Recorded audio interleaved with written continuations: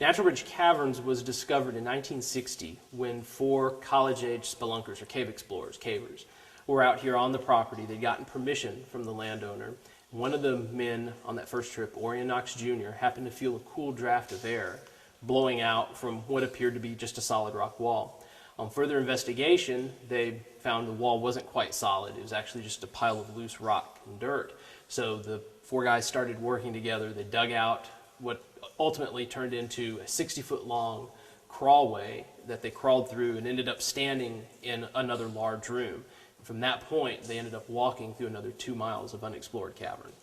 The total mileage as it stands right now, if we combine both the north and the south cavern, is 2.5 miles. But there's also probably almost another mile of passage that we know about but has never been surveyed. The north cavern is not connected to the south cavern. And so what we think happened is that quite some time ago, a collapse occurred which opened up the north cavern, but it closed off the south cavern. So with the north cavern, things went pretty well. There was a large opening big enough for bats to fly in and out of, big enough for mountain lions to get in and out of the cave, big enough for bears to get in and out of the cave. But then at some point, the collapse slowly started to seal off that entrance until finally the cave was completely sealed off, both north and south. And then in 1960 was when the north cave was reopened, when people first went into it. There are 2 main aquifers that are around the local area surrounding Natural Bridge Caverns. The main one, which everyone knows about and everybody hears about, is the Edwards Aquifer. But beneath the Edwards Aquifer, there's another fairly large aquifer that's called the Trinity. Sometimes people also call it the Glen Aquifer. The Glen Formation is a series of alternating limestone beds, which are pretty hard, and then some softer shale or marl units. Again, those are soft.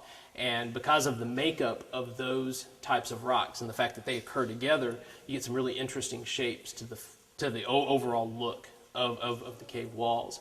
Additionally, the cave formed along a series of fractures or cracks, or what geologists call joints. And over time, that crack will expand and get wider and wider as water passes through it. And so given enough time and enough water, it's able to carve out the rock, and it leaves behind some pretty spectacular cave passages.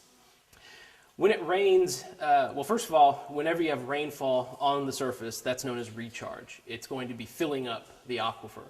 So the cave happens to sit above that bucket of water.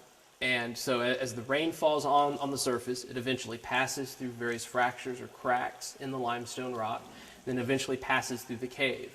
And if you get a really, really heavy rain, what happens then is that aquifer, or the tub underneath the cave, slowly starts to fill up. And the water will go wherever it can, which oftentimes means it will come back up and refill the cave passages. So it's not uncommon after an extremely heavy rain event to find the lowermost passages of Natural Bridge Caverns actually filled with water. Probably the most amazing thing about Natural Bridge Caverns is that every single room is different.